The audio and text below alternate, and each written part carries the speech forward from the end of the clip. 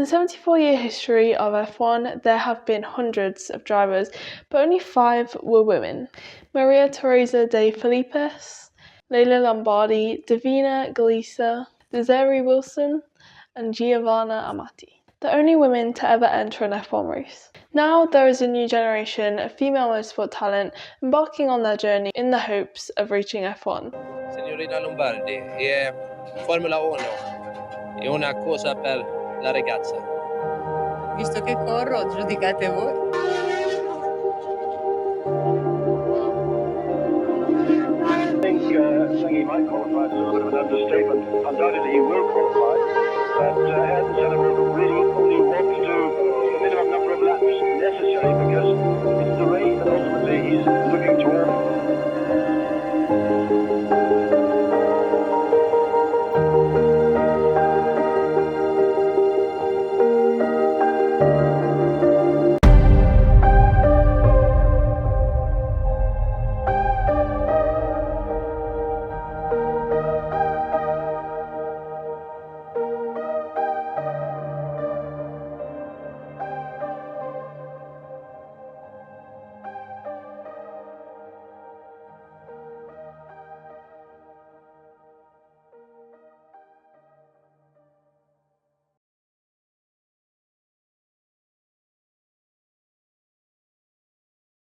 There is more support than ever for women and girls who want to enter into motorsports, with initiatives such as F1 Academy, which gives young girls the place to nurture their skills and worldwide coverage on an F1 stage, and More Than Equal, which conducts research and identifies top female motorsport talent in the hopes of finding and developing the first F1 female world champion.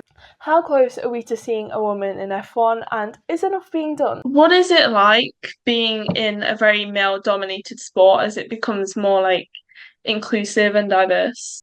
It's fine. It's not. I mean, I don't really mind that it's male dominated. That's just motorsport, and that's how it's always going to be. The guys are really good. I've never had any issue with any guys I've driven against, apart from maybe like 2 in karting, but that's it. But no, it's a fantastic sport. So I've raced since I was 10 years old. I started in go-karts 22 years ago now, so a long time ago. Certainly from when I started 20 years ago to now, there's a lot more females in the sport now. And I think that's partly due to things recently such as W Series, obviously F1 Academy that's still going at the moment. There are far more women in the sport, and certainly if you look back to karting levels now, in every single championship there tends to be kind of 1 or 2 in every single championship, whereas when I was doing it there was maybe count on my hand 5 maximum of the entire of the UK. So making a lot of progress. I'd say probably the hardest thing in the sport isn't actually about being a female in a male dominated sport, it's the lack of money, and that's not just solely for females, it's males and females as well. So but I enjoy the sport and I love it. Do you think there's a disadvantage being a female in terms of sponsorship and funding? I think it depends really, probably who you ask. In my opinion, it's a USP. I'm the only female on the grid, so it's definitely something that should be a positive. Although I think there maybe is still a little bit of stigma attached to females in the sport as well. So it's a hard one to answer.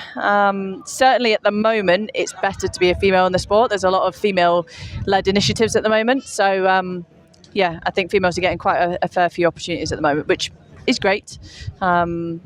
But in the long run, it just needs to be a bit more consistent, male and female. More Than Equal conducted the most comprehensive study ever undertaken into women's participation in motorsports.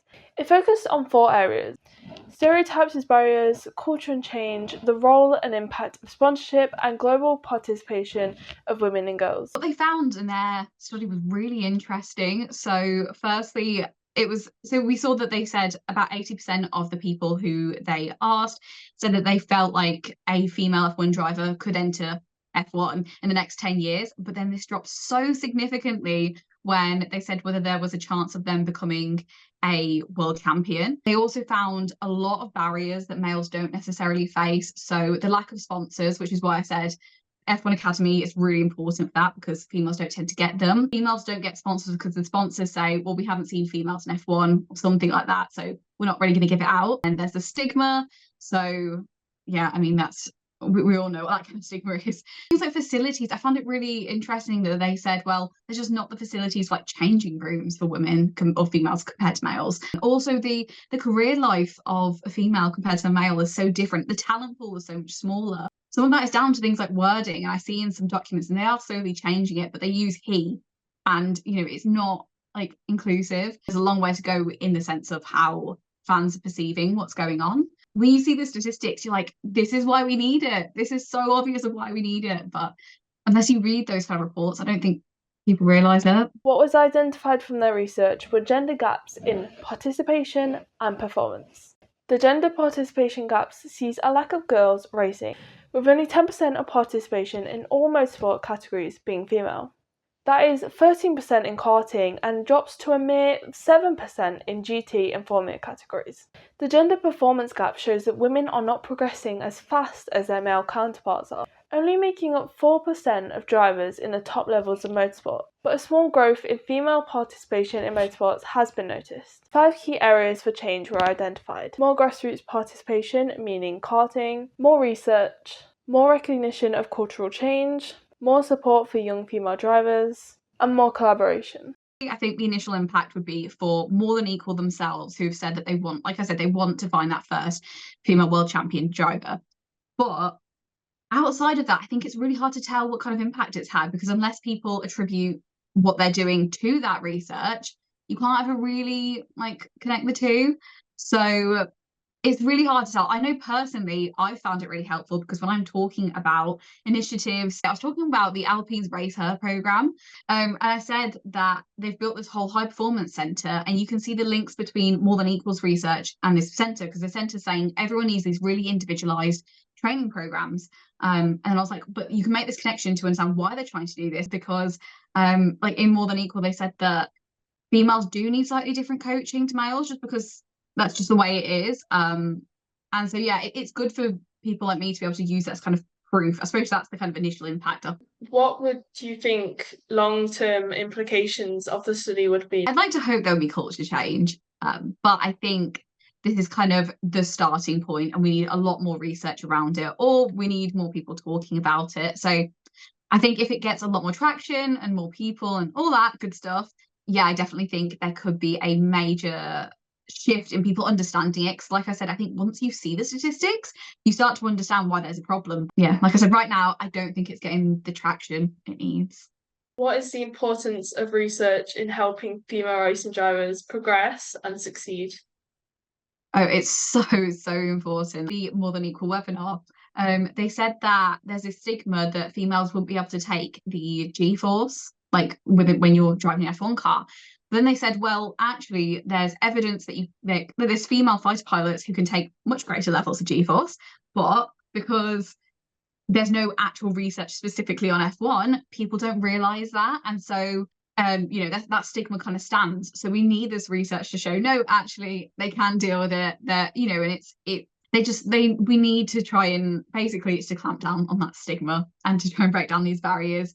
I think without research, you can't do it, because people are not just going to believe someone saying, well, they should be able to do it, because people tend to want statistics and facts and everything like that. F1 Academy is F1's all-new single-seater racing championship, with its first season last year in 2023. So obviously you mentioned F1 Academy. What was that experience like, but also racing alongside F1 for the last race? Yeah, it was incredible. I mean, it was ran really, really well last year. It was like any other championship. Obviously, it was maybe a year too early for me, with such little experience. And again, it was a whole new car. It was tracks I'd never driven, and I was trying to learn. And it was just a really big step up. I'm so grateful that I got to be in the first year, and I'm very grateful I got to drive for ARC Grand Prix, because everything that I know about motorsport now and racing and the feeling of a single seater and what I like and how to set it up is all from ART that I've learned. Driving alongside the Formula One, you don't really get the chance to go watch them, apart from at the end of the day when you finished your driving.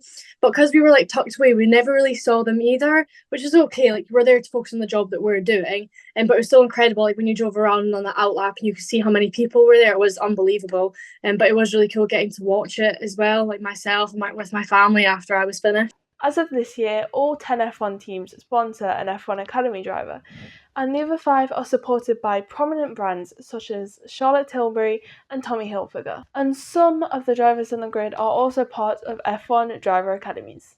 In addition, all 7 rounds of the F1 Academy season will be alongside F1 and will be broadcast live, a big change from last year where only the last race was broadcast live. This year, all 7 rounds will be available to watch live. It was also announced there will be wildcard entrants at certain events and super license points for the top 5 finishers, allowing them to progress. I'd say the biggest part of what they're able to do right now is it's giving the female racing drivers like a lot of exposure, both, I suppose, like on a global level, so people know about them who are just fans, also from a sponsor's perspective as well, because obviously they need that kind of funding. So being able to have that broadcast to the world is great.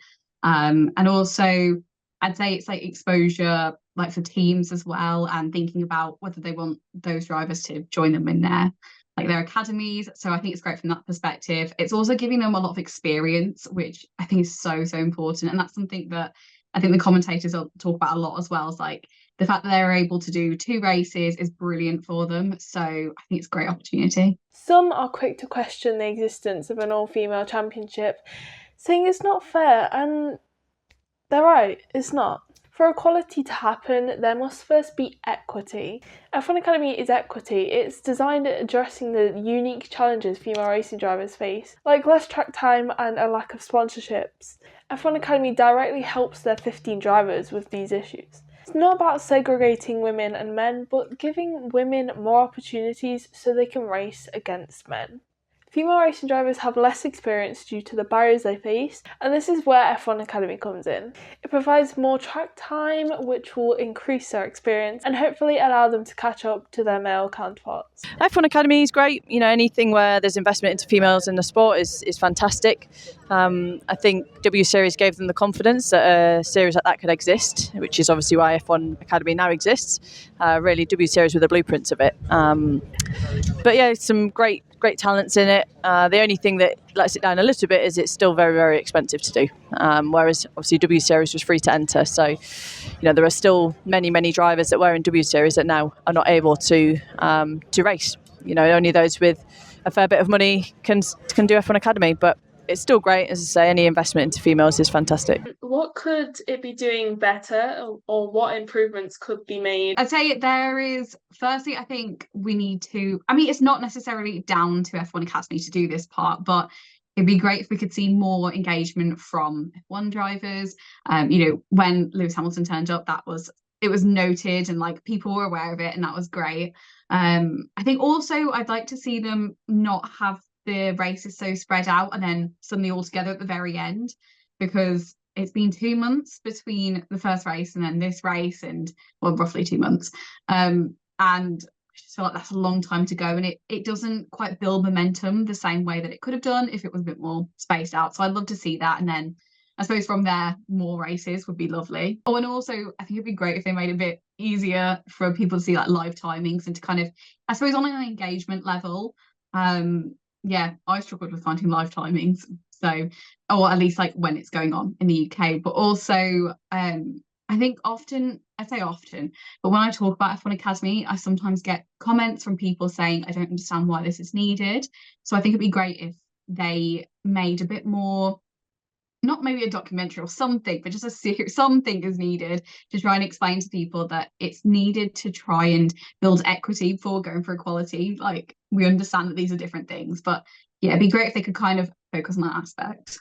The main thing that needs to happen is we need to see a larger pool of talent. So many girls are forced to quit motorsports way before a boy would have to. And some don't even start, maybe because they don't have role models showing them that it is possible. We need to get more girls into karting and progressing through the feeder series. F1 Academy shows that there is support out there for girls in racing, and the current drivers will be role models for the next generation. And in terms of a woman reaching F1, it may be the case that they reach F1 later than a man would. We may not see a woman reach F1 until a decade's time, and the woman we may see in F1 may just be a little girl starting her journey in karting now. But it is not impossible, and it will happen. If we keep making positive changes and encouraging girls that they have a place in motorsports, it will happen sooner than later. So what are your future goals, and what advice would you give to people who want to do what you do? Future goals, ultimately become a professional racing driver. Short-term goals this year, obviously more podiums, more success, try finish top 3 in the championship. Yeah, I think just go for it. I think sometimes people can be scared to do it, but it's honestly the best decision I've ever made. So what are your goals for the next few years?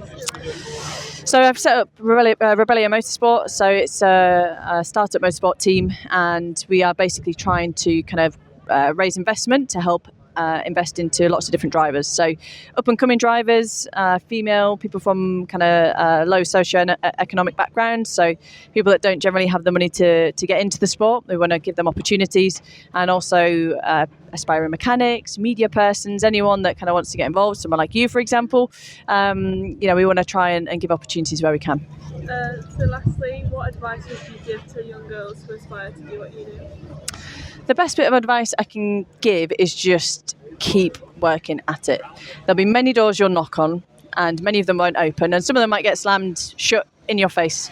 But keep going. If you're determined and you're passionate and you love the sport, you'll make it. So what do you think is the future for F1 Academy?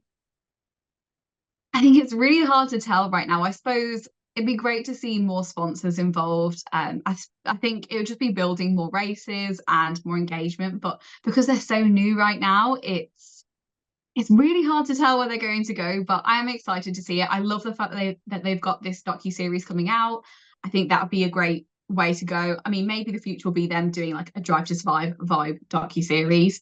But I don't know how much more it can evolve from what it is now, apart from, like I said, more races, more sponsors, just building on that aspect.